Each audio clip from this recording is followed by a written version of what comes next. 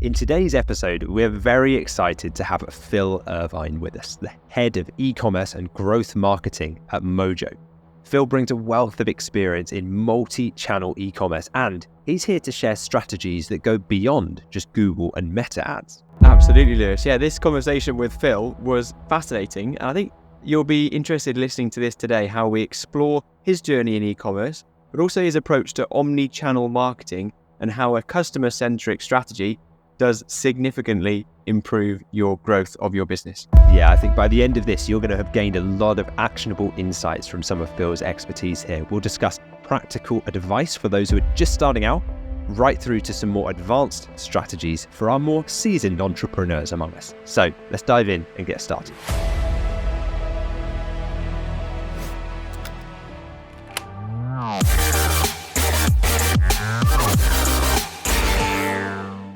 Welcome to the Dropship Unlocked podcast. I'm Lewis Smith, the founder of Dropship Unlocked, and with me is our client success coach, James Eardley.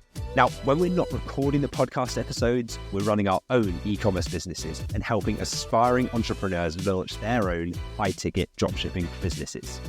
Keen to build your own 6 or even 7-figure business? My book, The Home Turf Advantage, is your blueprint for launching a profitable online store. Grab your copy at htabook.com today and let's get you started. Now sit back, relax, and let's unlock your potential with the Dropship Unlocked podcast. Today we're joined by Phil Irvine. So Phil is the head of e-commerce and growth marketing at Mojo. So Phil has an impressive background in multi-channel e-commerce, and today we're diving into the strategies that he uses to grow e-commerce businesses beyond the usual channels. So firstly, Phil, it's fantastic to have you with us today. No, thank you for having me, and definitely looking forward to discussion. This is a topic that is near and dear to my heart, so happy to be here. Fantastic. No, pleasure. So people listening in today will be thinking about how they can increase their sales, their startup businesses quite often. And so we're going to look outside the box of the usual channels. We'll get into that in just a second. First of all, Phil, just to start, could you give us a bit of a background for your personal journey in e-commerce and what's brought you to the position that you're in today? Yeah, so I'll start off. I went to undergrad, got my undergrad degree, started out with a career in technology. I did technology project management for Johnson & Johnson, the big multinational healthcare company. Got my grad degree in business and always had a desire to get into some form of marketing or general management. It was around 2009. I started out at a big data company called Experian. Fast forward to 2011, e-commerce really started to take off and accelerate for businesses. A lot of businesses were starting to make the shift from traditional brick and mortar or service-based to selling direct to consumer. I started out on the agency side. I managed email marketing programs, CRM programs for about 2 years. I flipped to the brand side and actually worked for a couple of brands that were really interesting. Beachbody, the Books Company is in flowers. I did some work with AT&T, Sally Mae, and steadily, not just focused on CRM and customer retention, but also got into growth, new customer acquisition, understanding how to manage different investment channels and acquire the right customers for scale and growth. And now, ironically, I'm back on the agency side. I'm with a group called Mojo. The group has traditionally been really strong with creative, UI, UX work, design, and I was actually brought in as the e-commerce subject matter expert to stand up that portion of the agency. But also what's interesting about my role is I run e-commerce for 2 owned and operated brands, Moon and Bear, which are both non-alcoholic spirits. Amazing. So you've had a very broad range of experience, both in terms of company size and the different products that you're selling. I'm interested across your sort of career. I'm guessing that no matter what size of company there's still some similarities in the way that you're going to market products and the way that you approach the market. Yeah, there's always consistency, especially with e-commerce, and, a lot of my experience is in CPG or, consumer packaged goods or consumer products. And yeah, a couple of things are pretty key themes is, you want to try to acquire customers at the lowest cost possible so that you can use money and investment to reinvest in the business, whether it's more marketing, advertising, whether it's product development, shoring up your supply chain, enhancing customer experience. But then on the tail end of that is making sure you're acquiring the right types of customers that you can turn into repeat buyers and repeat purchasers. I think both of those are, a lot of times organizations are good at one or the other. Very rarely are they good at both. And I think I've had the unique perspective to kind of understand like what works and what doesn't work to try to accomplish both in that perspective. But, I'd say that's a big theme. And then I know you want to touch on some specifics with omni-channel, but it's having consistency with the way that you either advertise or handle customer service, basically the way that you interact with your consumers. And having that consistency is another key pillar for steady and consistent growth as well, too. Yeah, because I do want to dive into the different channels that you would recommend and the way that you approach different channels. But it's interesting to note that straight away, consistency is going to be key.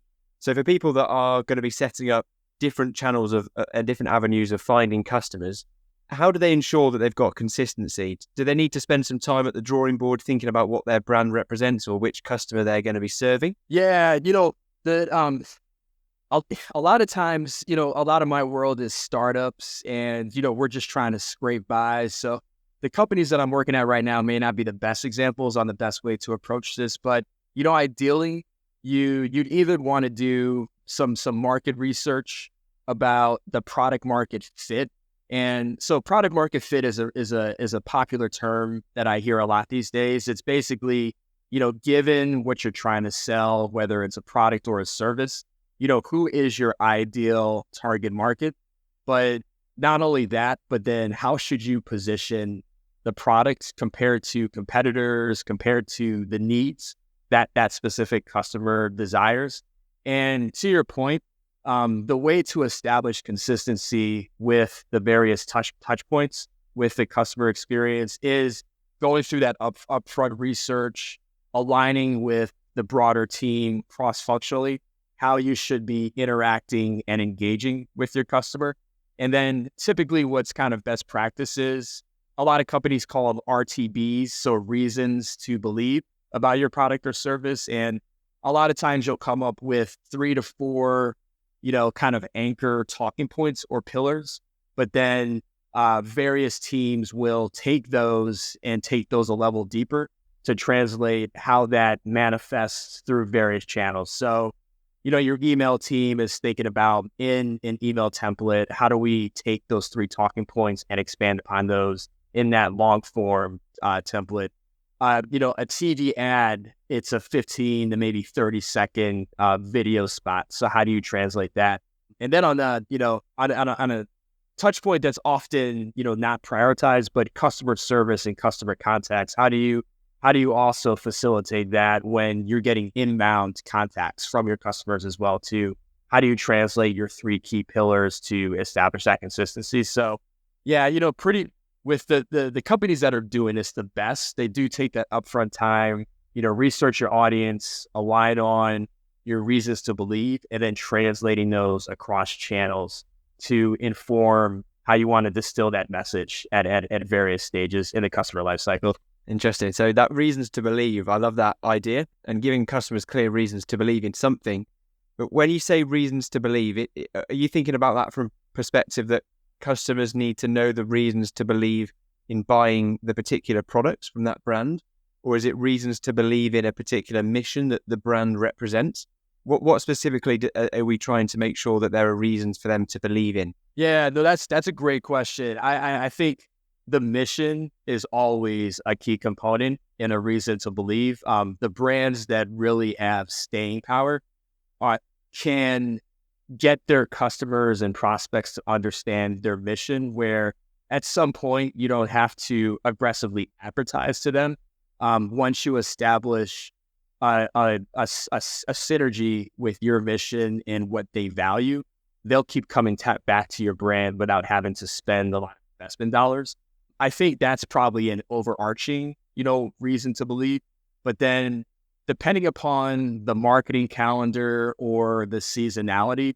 So take, for instance, I used to work in the auto industry, and typically there would be 4 new model releases per year. So a lot of times when you think about your go-to-market plans from a seasonality or product launch perspective, you'll have reasons to believe around that specific product that you want to focus on too, because with a lot of brands, a lot of the brands I work with, we're trying to give people reasons to become interested in us and engage with us. And a lot of times, whether it's a product launch or I mentioned seasonality as well too, obviously for a lot of brands, the holidays huge. So Christmas, Black Friday, Cyber Monday, that's often a big period of time where companies develop very robust campaigns around. So I think, to your point is great though. Like you always want to have the mission top of mind, but you always want to think about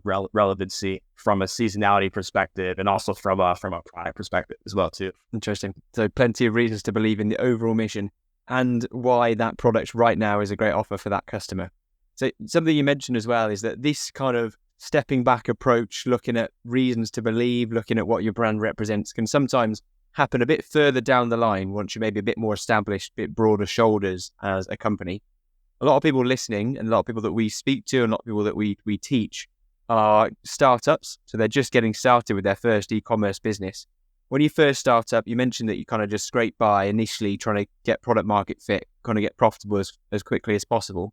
Does that mean that the branding piece comes a bit later? And then your focus is when you're working on startups, just trying to get to bringing down the cost per acquisition straight away and increasing the amount of profit that you make per customer? Yeah, that's an interesting dynamic because I have seen some brands that have led with really smart methods of new customer acquisition. They may bring in subject matter expert media buyers from Meta, Google, and so on and so forth. But, really the ones that have that initial growth and acceleration do establish some sort of brand presence. Again, I can give you a couple of really good examples. The Books company, I ran CRM and partnership marketing, but I came into the company in year 6 or so.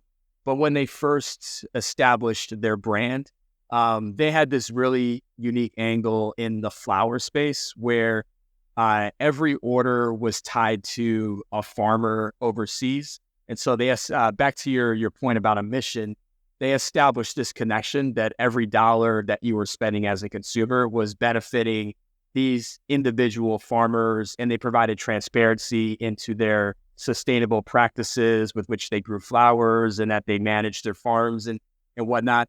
They also had a piece around transparent pricing, which was a differentiator in the market. And, I don't want to sell them short. There was other components with the brand development, but there was a lot of thought put into those 2 key pillars before they went to the market and, spent a lot of dollars to acquire customers. So even with startups, I think it still is imperative to try to establish, what your brand is and who you are, to be able to get some sort of traction. And then I'll touch on another great example that I'm still involved with today.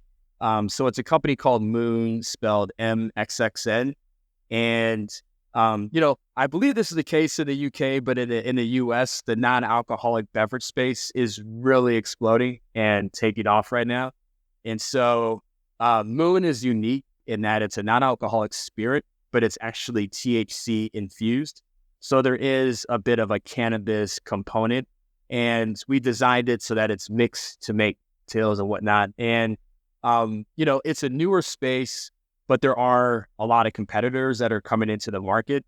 And Moon really took the time out to establish its brand. If you look at our designs on our website, if you look at our packaging, our inserts, it really is an elevated premium level of presentation that we have across all of those various touch points. And we also reflect that in our pricing as well too. Our pricing is 30 to 40% premium over a lot of competitors. So it was really smart in which the way that Moon went about going to the market, like taking the time out to really establish and develop that.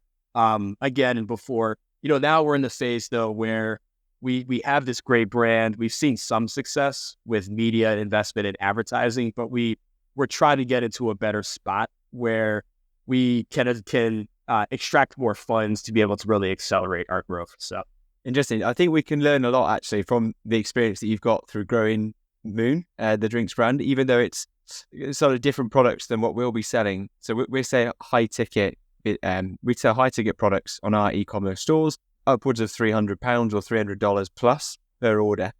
However, I think the way that you go to market, there'll still be some crossovers with the way that we'd go to market, and also the way that you find your customers. Keen to dive into having a bit of an omni-channel approach to marketing. So first of all, what does that mean to you, and why do you think this can be really effective? Yeah, so I'll talk about Moon, and then I'll talk a little broader as well, which may resonate more with the audience. But with Moon, it's an non-alcoholic spirit. It has THC. So in beverages in general, direct to consumer is still a sales channel that is still in the early stages. I think a lot of companies are still trying to figure it out, because if you think about beverages and the shipping component, a lot of times it's heavy, shipping costs are high. A lot of companies are trying to figure out, do we charge for shipping? Do we make it free and maybe bake it into the price? So that's still a component that is still trying to be figured out. But when I think about omni-channel, because it has THC, a natural sales channel are dispensaries. So depending upon the state in the US, some states have more leniency than others in terms of carrying beverages with THC, but a starting point is dispensaries. And getting to the point about omni-channel consistency, like, because we're trying to take this premium value placement in the market, we're very particular about the venues that we approach to sell our product kind of wholesale and retail. We try to look for places that don't look worn down, or we try not to make judgments about the patrons of the residents, but, we try to go after who we think our audience is going to be, and that's going to respect the drinks.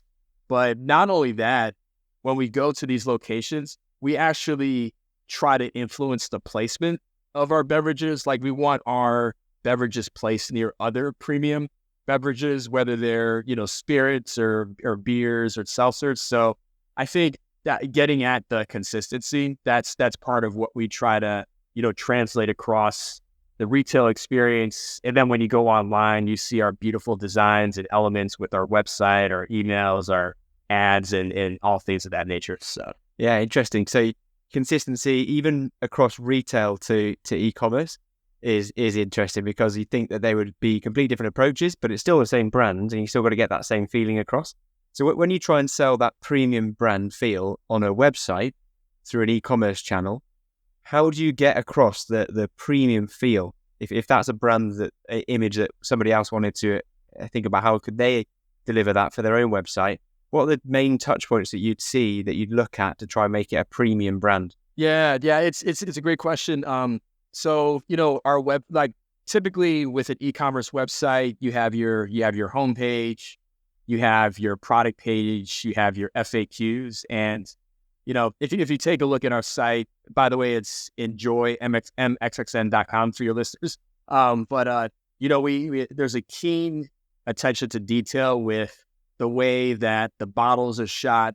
Through research, we've also found bottle shots with cocktail images translate into a premium perception of your brand, as opposed to, I don't want to say lifestyle shots aren't premium, but we kind of found that through research over time and with some testing that equates to premium. So that's a big thing. I think the other big piece too, and this is applicable across categories, is the notion of discounting. And, we've kind of had a hard and fast rule of no discounts unless it's a VIP type customer, unless it's kind of a closed funnel channel. So we have some affiliate activities that we're running, and we have some small discounting there. But our approach is more, we call them plus ups or gift with purchase type promotions, where you have to make a commitment to buy the product at full price to get some type of reward or some type of extra benefit. And I think a common mistake of some brands is that they heavily lean into discounting too early, where the hypothesis is that you're going to see rapid growth in the beginning, but a lot of times that doesn't translate into long-term success, and it's harder to get those customers back if you're not discounting, because they're searching or they're waiting for that discount. So I think that's another huge piece of creating a perception of an elevated brand. Yeah, no, I agree. I think if you overdo the discounts, then, well, for one thing, people expect discounts next time, as you say. And the other thing is, if you're trying to create a premium experience, and then the first thing that pops up within 10 seconds on a website is 10% off on a pop-up banner, it can really hamper. If it's a premium feel that you want to give, that can really take away quite quickly. I'm also keen to touch into different channels that you're testing and using as ways to get customers. So still through e-commerce, still on your website, but I know you've mentioned things such as podcasts as well as other channels to generate sales, which are a bit outside the norm. I mean, first of all, let me know a little bit about podcast as a marketing channel. I know you've been looking into that with your drinks brands. Yeah. So, and ironically, we're on a podcast right now, so this is probably very, very, very timely. But I'm very, very bullish on podcasts, and I'll admit I'm a little biased. Number one, I used to host a podcast, so I understand the power of the medium. I consume most of my content via podcasts, and I see the effectiveness of ads with me personally. But I think coupling that with it is becoming a growing medium of consumption for a lot of consumers. But I think the other reason why we're bullish on it is, I don't know the exact source, but I've heard most consumers consume anywhere from 6 to 8 podcasts consistently. It's kind of been through some research, and what that kind of implies is that if you think about it from a show's perspective, the people that consume the podcast are naturally going to be very loyal and very, very passionate about the topic. So I think even though with podcasts, you're not going to have the same reach as classic television or even with digital compared to Meta and Google, if you think about it kind of from a conversion rate perspective, you're likely going to have a higher conversion rate if your advertising aligns with the audience that you're trying to reach with the podcast. And so I think a lot of marketers are, and we could go on this topic for probably a whole separate episode, but costs to spend with media with Meta and Google are just increasing for a lot of brands. And I think a lot of brands are just looking how to diversify their investments. So things like podcasts, Reddit, marketplaces is interesting because people classically just think of Amazon and Walmart, but there's a lot of other kind of smaller niche marketplaces that are popping up. But back to your point though, I think podcasts, because it's a long form medium, it gives an opportunity to develop a really passionate fan base that is more likely to listen and consume your ads or your ads or sponsors that you have associated with the show. So I think it's always good to be creative and open to new channels. So obviously Google and Meta is our primary way that we get customers, but being open to different ways, it can really differentiate your offer compared to different competitors. They might not be in this space. So when we talk about podcasts, yes, there's obviously the podcast listeners are often going to be more invested in you than Instagram followers because they're with you for a lot longer in terms of like the amount of content that they're consuming. So I can see how it would be really beneficial to get your brand in front of podcast listeners. So for people that are starting e-commerce businesses and selling high-ticket products, let's say, for example, a barbecue, for example, and they have their own brand, if they were looking to try and generate sales through podcast, would you say that they should have their own podcast and sort of be the center of discussions around that niche, that barbecue niche or niche, as you say? Or should they be reaching out to other podcasts in the space and trying to put their affiliate links with the podcast creators that are already out there? Yeah, I mean, I don't know if this is the answer you want to hear, but I would think it's a combination of both. So definitely the latter. If you're a newer brand, you're the biggest ways, and actually I'm curious to get your take on this too, but when I hosted a podcast, the biggest ways to get follower growth was making appearances on other podcasts, running ads on other podcasts that had like-minded audiences, we saw a lot more growth from that perspective than direct advertising. I ran more of a business-focused podcast, and we used to advertise on LinkedIn and Twitter. But so I think to the latter of what you just said, making appearances either through affiliate links or just appearing as guests on other podcasts.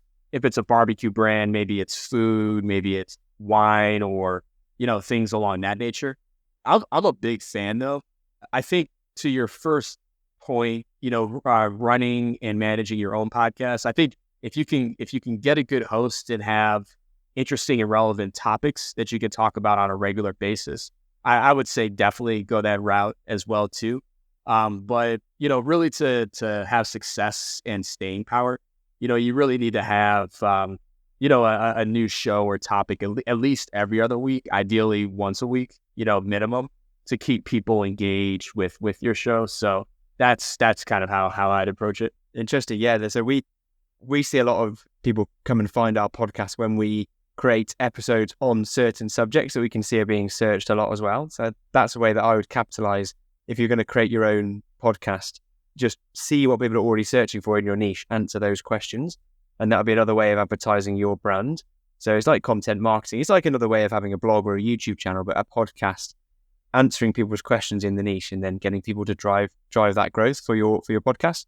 So for example, what we wanted to do with this episode that we spoke about before, Phil, is we wanted to provide an example of how this is in action. So for your brands, for example, you've come on this podcast today, spoken about Moon and Bear, the two drinks brands that you're working with through Mojo. And so we'll put links in the description for that. And we've done that so that people can see it in action and how it works. So if you're the type of person like Phil, who's very confident on a podcast, then that can work. But to that point, Phil, as well, if they're not the type of person that wants to speak on a podcast, wants to be the public face of their brand, could they just reach out to podcasts instead? Have you ever seen anyone do that? Yeah, I mean, I've seen that. Another interesting approach, that I've seen with some of our competitors actually is the other big thing the other channel we haven't talked about is TikTok. So TikTok is exploding, especially with the younger demographic, and what you'll see a lot of times, brands will appoint. They'll have everybody's trying to get influencers to help promote and bring their follower group to the brand.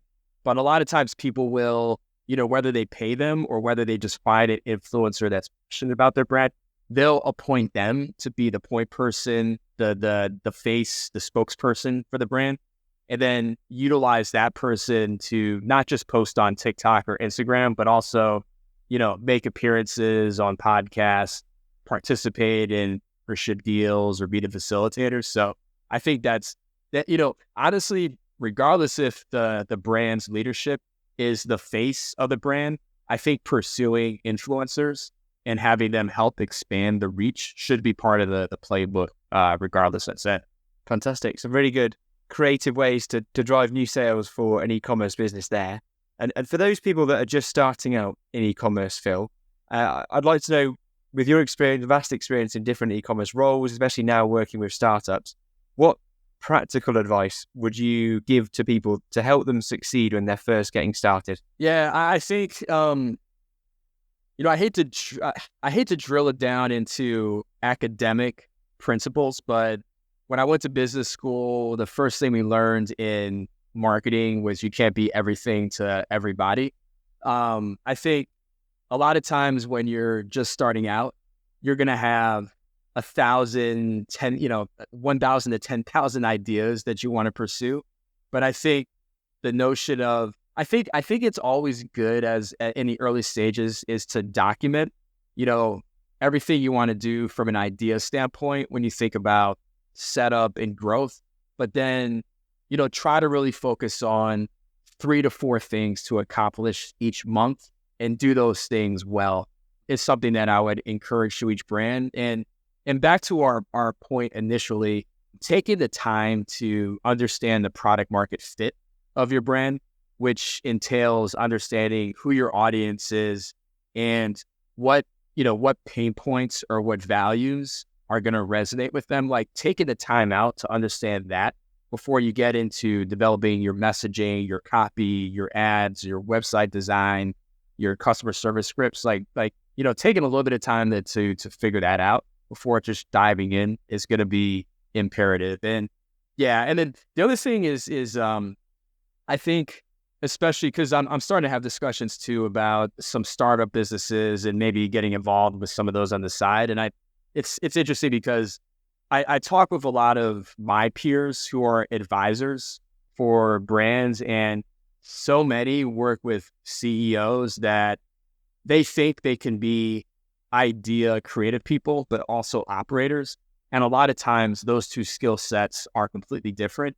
And I think the overarching message that I would have is understand what your strengths are and where you're going to need support from other resources or other subject matter experts. So from a people and staffing standpoint, I think a lot of people, we have Superman complexes, and we want to take the most cost-effective way to get a lot of crap done. But I think as soon as you can understand what your weaknesses are and trying to close that gaps through other means is critically important too. So focus and understanding when it's best to outsource and bring in experts in certain areas, because you can't be the master of all trades. That's why it's the jack of all trades, isn't it? That the saying goes. So fantastic. Really good advice, Phil. Really enjoyed our conversation today.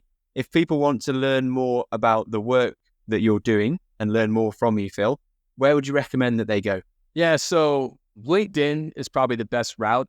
So Phil Irvine, I believe if you just put in Phil Irvine Mojo, Mojo, I should pop up. Also, my email address is phil@mojopsg.com. I love to engage in these types of discussions. Happy to help. And also my company, we provide growth e-commerce services. So if you need some help, we can talk about that as well too. So perfect. We'll make sure all of those links are beneath this episode as well, whether that's in the show notes of the podcast or the description of the YouTube video version. And the links will also be there for your drinks brands. But I have to say the disclaimer is that those links will only work for US customers, I believe. Phil, is that correct? They can only be delivered to US customers. Yeah, that's a good call out. Well, yeah, currently, unfortunately, we only distribute in the United States. I mean, hopefully we'll be international in the near future, but yeah, it's only we only deliver in the United States right now. All good. Well, perfect. We still wanted to illustrate how podcasts can be a sales channel for people, and so you'll see that in the description if you check that out. But no, thank you again for sharing all of your insights today, Phil. Really appreciate it. No, thank you again too, and really appreciate the opportunity here. Lewis, that was a great conversation there with Phil. Incredibly insightful. I think he provided a lot of valuable strategies that people can take away straight away from this episode to expand their marketing beyond just the usual channels. Absolutely. Yeah, Phil's emphasis on omni-channel marketing and customer-centric strategies was really powerful. So really enjoyed that one. And I know that these approaches are essential in today's e-commerce landscape. So some really valuable tips there. If you're looking to implement Phil's strategies alongside a solid e-commerce framework, my book, The Home Turf Advantage, lays out everything you need to build a successful dropshipping business. Combining these insights that you heard today with our structured approach will give you a comprehensive path to success.